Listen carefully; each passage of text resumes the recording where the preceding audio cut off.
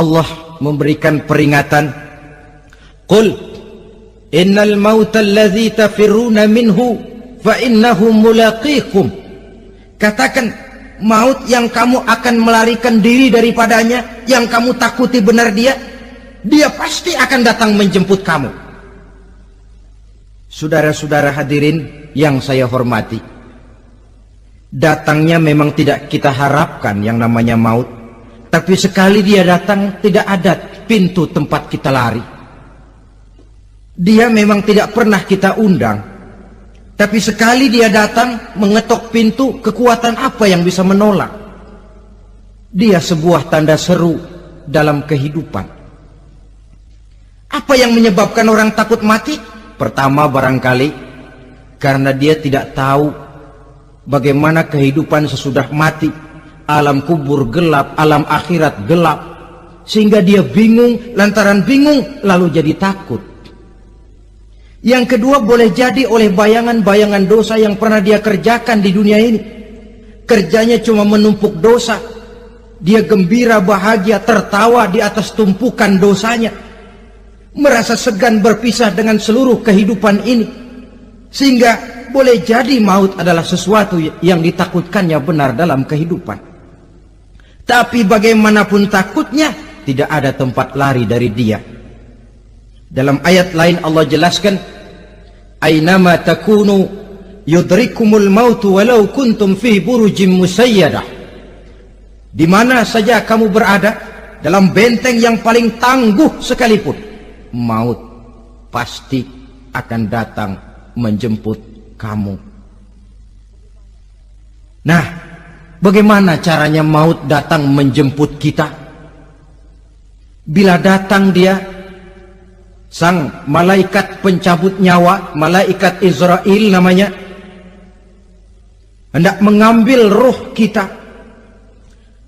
Dalam suasana macam begitu, di akhir kehidupan dunia, dalam berhadapan dengan sakaratul maut, terbagilah manusia dalam dua bagian besar. Pertama, yang menghadapi sakaratul maut itu dengan husnul khatimah, baik di akhirnya, sehingga pada saat ruhnya berpisah dengan jasadnya, kelihatan dia seperti senyum, mukanya cerah. Bahkan sebelum itu boleh jadi dia sempat meninggalkan pesan-pesan yang baik. Ada yang sempat azan, ada yang sempat baca Quran. Pernah kan nemui orang yang mau mati seperti itu? Yang sempat azan, yang sempat baca Quran, yang sempat meninggalkan wasiat-wasiat yang baik. Sebab apa? Malaikat maut datang menjemput mereka juga dengan baik-baik, dicabut ruhnya perlahan-lahan, tapi sungguh pun perlahan-lahan. Pedihnya, sakitnya tetap tiada tara.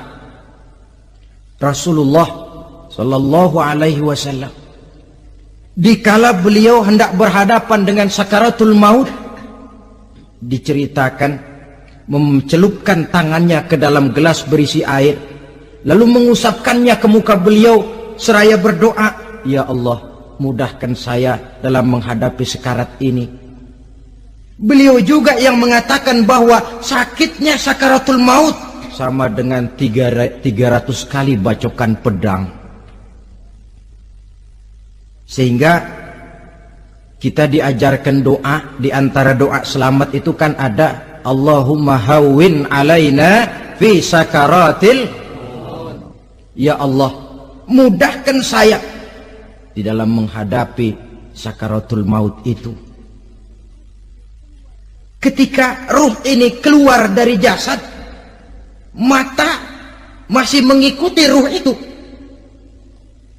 Sehingga kadang-kadang ada yang matanya terbelalak dan tidak sempat ditutup, terbuka terus, mengikuti ruh itu keluar dari jasadnya. Adapun golongan kedua, manusia yang ketika berhadapan dengan sakaratul maut mendapatkan su'ul khatimah, jelek di penghabisannya. Sekaratnya sudah setengah mati, lalu jelek juga di akhirnya, mati dalam keadaan yang tidak baik, tidak terpuji. Ada yang lagi megang kartu, mati. Ada yang lagi di tempat ngadu ayam, mati. Ada yang lagi di tempat pelacuran, mati. Ada yang lagi megang botol minuman keras, mati. Nih barangkali malaikat maut gemes banget nariknya, lu bajingan, lu tarik terus kan. Mati su'ul khatimah. Makanya bagus itu. Kadang-kadang di majelis-majelis taklim kan sering dibaca, ya Allah biha, ya Allah biha, ya Allah bihusnil khatimah. Kan ada itu? Ada enggak? Saudara hadirin, mohon agar oleh Allah kita diberikan husnul khatimah, baik di saat ruh akan berpisah dengan jasad. Ini sesuatu yang pasti. Sang malaikat maut datang menjemput nyawa. Setelah ruh berpisah dari badan, maka tinggallah sang badan, ditangisi oleh semua yang kita tinggalkan. Sehingga kepada putrinya Fatimah, ketika malaikat maut datang hendak menjemput baginda Nabi, beliau berkata kepada anaknya, Fatimah, kamu tahu siapa yang datang? Saya tidak tahu, Bapak. Yang datang hadimul lazat, itu dia yang menghancurkan seluruh kesenangan dunia. Wa qati'u syahwat, yang memisahkan kita dengan seluruh yang kita cintai. Dia malaikat maut, Pak. Manakala jasad sudah ditinggalkan oleh ruh, itulah yang dikerubungi orang. Anak menangis, istri menangis, orang tua bersedih, teman-teman merasa kehilangan, menangisi jasad. Diuruslah jasad kita, dimandikan sebagaimana mestinya, dikafankan dengan kain putih 3 lembar, itu yang hendak kita bawa kembali ke tempat asal kita. Pakaian sutra, jas yang mereknya Switzerland wool, kain yang Samarinda, sepatu yang Belly atau Beltoni, jam tangan yang Rolex, kendaraan yang serba mewah, tidak ada yang menyertai kita. Kain putih 3 lembar itu saja lagi. Demi setelah dikafankan, dibujurkan kita menghadap ke arah kiblat, orang banyak pun datang menyolatkan kita dengan 4 takbir, diiringi dengan doa. Lalu upacara pelepasan, berangkat kita meninggalkan anak, istri, suami, kampung halaman, tanah air, bahkan alam dunia ini. Selamat tinggal alam dan seluruh isinya. Tinggallah yang tinggal. Saya akan kembali ke tempat asal dari mana saya datang, untuk kembali mempertanggungjawabkan seluruh perbuatan saya dalam kehidupan ini. Manakala upacara pelepasan selesailah sudah, dimasukkan kita ke keranda jenazah, digotong orang, bismillah wa ala millati rasulillah, dibawa ke tempat peristirahatan terakhir katanya. Padahal dulu kalau mau kita istirahat, ke villa lah kita, ke Bali lah kita, ke Hong Kong lah kita, ke tempat-tempat tamasya yang indah. Oh, rupanya akan sampai juga perjalanan menuju tempat peristirahatan terakhir, yang luasnya tidak akan lebih dari 2 kali 1 meter. Diusung orang kita, diantarkan orang banyak. Manakala sampai ke atas liang lahat, pengusung jenazah dibuka, diturunkan kita ke liang lahat, dibaringkan. Gumpalan tanah akan jadi bantal kita, muka dibuka, dihadapkan ke arah kiblat. Setelah itu ditutup liang lahat kita dengan kayu. Masih belum kurang, diuruk dengan tanah.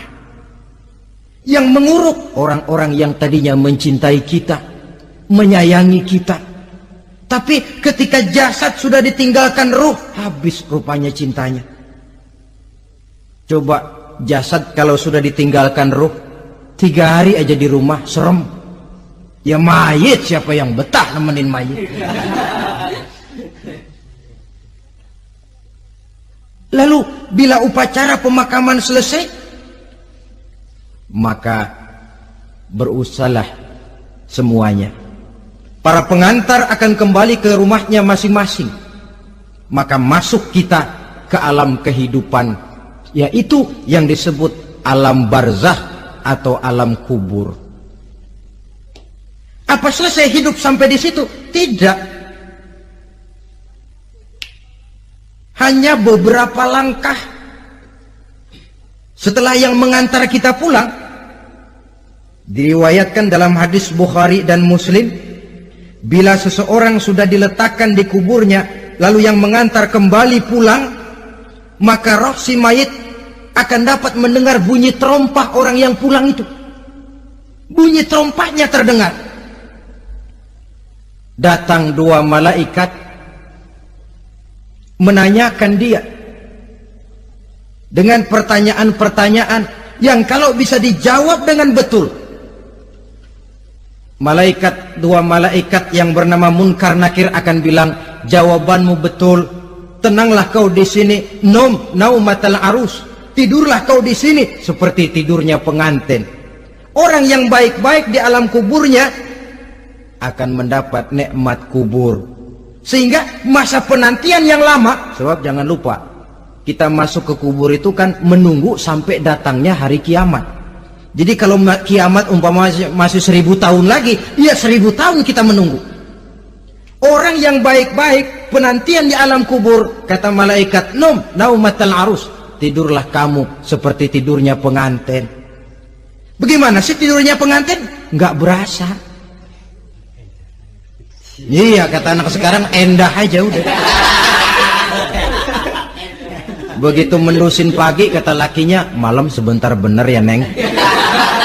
Sebentar betul katanya malam. Iya, tentu saja tidak terasa. Kenapa? Dia tidak pernah memikirkan waktu, terbawa oleh kenikmatan dan kelezatan yang dirasakannya dalam kehidupan. Tapi orang kafir, orang yang dosanya bertumpuk, tidak sanggup menjawab pertanyaan dua orang malaikat, maka dia akan mendapat azab di alam kuburnya terus menerus siang dan malam sampai datangnya hari kiamat. Ibarat maling ayam ketangkep, belum masuk pengadilan udah digebugin duluan. Kan begitu kan? Ada maling ayam nggak di sini? Nah, itu yang nyaut tadi pengalaman itu. Di sidang belum divonis, belum digebugin babak belur. Saudara hadirin, maka alam kubur bisa merupakan raudhatun min riyadil jannah, taman di antara taman-taman surga, pun juga bisa merupakan hufratun min hufarin niran, menjadi liang daripada neraka. Ada lagi riwayat yang dari Imam Muslim yang diperoleh dari Zaid bin Sabit. Zaid bin Sabit cerita, satu hari kami bersama Rasulullah sallallahu alaihi wasallam berada dalam kebun kepunyaan Bani Najjar. Rasulullah sedang duduk di atas keledai. Tiba-tiba entah bagaimana itu keledai terkejut, kaget, berontak, hampir Rasulullah jatuh. Rasulullah kemudian bertanya, rupanya di kebun itu ada kuburan tua, 5 atau 4 kuburan. Rasulullah lalu bertanya, saudara-saudara, ada yang tahu nggak ini kuburan siapa? Nggak ada ya Rasulullah. Memang kenapa? Ini penghuni kuburnya lagi disiksa oleh Allah.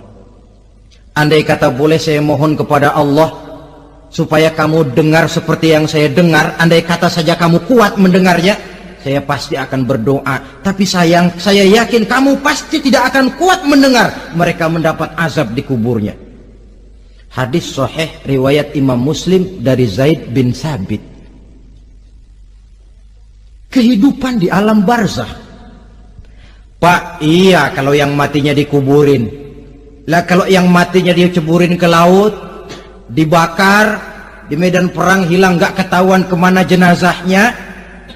Saudara, hilang kek, dikubur kek, di dalam lautan direndam kek, itu kan cuma logika kita. Menurut Allah tidak ada perbedaan orang mati dikubur di dasar lautan, atau dibakar sampai jadi abu, atau gugur di medan perang tidak ketemu jenazahnya. entah mereka tetap masuk ke alam barzah namanya. Jasad boleh hancur, tapi roh sebagai sumber kehidupan, pusat kesadaran dan pengertian, dia tetap ada, mengalami kebahagiaan dan kegembiraan, atau mengalami kepedihan dan penderitaan, bergantung kepada amalan yang kita lakukan dalam kehidupan di dunia ini. Maka dalam Yasin tadi kan jelas, qul yuhyiha alladzi ansha'aha awwala marrah, yang menghidupkan mereka yang dikubur di dasar lautan, mereka yang dibakar sampai jadi abu, yang akan menghidupkan ialah Allah yang menciptakan mereka dulu pertama kalinya. Jadi kalau sudah ada aslinya, ya tentu tidak perlu contoh lagi, akan sangat mudah membuatnya. Orang tua kita, keluarga kita yang sudah berpulang, mereka di alam barzah sekarang ini bisa mendapat nikmat kubur, bisa mendapat azab kubur, bergantung amalan mereka dalam kehidupan di dunia ini. Dalam Musnad Imam Ahmad dan Sahih Abi Hatim malah ada tambahan riwayat, orang yang banyak kebajikannya di dunia, amalannya akan datang menemani dia. Sholatnya dekat kepalanya, puasa sebelah kanan, zakat sebelah kiri, menghibur dia. Malahan dikatakan berbentuk orang yang cantik menemani dia di alam kuburnya. Aneh, dia tanya, man anta lam ara fid dunya ajmal minka, siapa kamu? Di dunia ini belum pernah saya melihat orang secantik kamu. Dia jawab, ana amaluka soleh, saya adalah amalmu yang soleh yang kau kerjakan waktu di dunia. Saya sekarang diperintahkan untuk menemani kamu di sini. Alhamdulillah. Sedangkan amalnya yang jahat akan datang dalam bentuk yang menyeramkan menemani dia di sana. Bayangin deh, di kuburan ditemenin yang serem-serem. Sama juga di dunia. Di dunia, kalau kita di tempat gelap ditemenin orang cakep, enak nggak? Wah, pengalaman. Tapi coba bayangin, sudah tempatnya gelap, yang nemenin jelek nggak ketulungan, gerah kita. Nah, saudara hadirin yang saya hormati, lalu bagaimana tempat arwah-arwah yang sudah kembali menghadap Allah yang disebut mustaqarrul arwah itu? Macam-macam tingkatannya sesuai dengan profesi dan amalannya waktu di dunia. Ada roh-roh itu yang setelah pisah dengan jasad, artinya mati, ditempatkan di tempat yang disebut a'la iliyin, tempat yang tertinggi. Siapa ini? Arwahnya para nabi dan para rasul. Ini fi a'la iliyin, di tempat yang tertinggi. Arwahnya para nabi, arwahnya para rasul. Dan karena kita bukan nabi, bukan rasul, ya jangan mimpi dapat tempat fi a'la iliyin, kecuali kalau Allah menghendaki. Itu hak prerogatif Allah, tapi kan tidak adil kalau Allah melakukan itu. Ini kelompok roh-roh yang masuk golongan VIP. Wah, the first class. Para nabi, para rasul. Lalu ada pula roh-roh itu yang setelah pisah dengan jasadnya diumpamakan seperti burung-burung hijau yang berterbangan di perkebun-kebunan surga. Roh siapa mereka ini? Rohnya para syuhada, orang-orang yang mati syahid gugur membela agama. Nah, ini bedanya orang mati syahid dengan pahlawan, ya. Apa bedanya syuhada dengan pahlawan? Kalau syuhada, orang yang gugur membela agama, niatnya karena Allah, mati syahid. Kalau pahlawan, orang yang gugur membela negara, orang yang dianggap berjasa kepada pemerintah. Klimaksnya, kalau orang mati syahid jelas surga, tapi pahlawan belum tentu surga. Kenapa? Bergantung kepada negara macam apa yang dibelanya dan pemerintah model mana yang dibelanya. Di negara-negara komunis misalnya, banyak nggak pahlawan? Banyak. Dengan sekian tanda jasa yang mati di medan perang dan sebagainya. Kira-kira pahlawan komunis masuk surga enggak?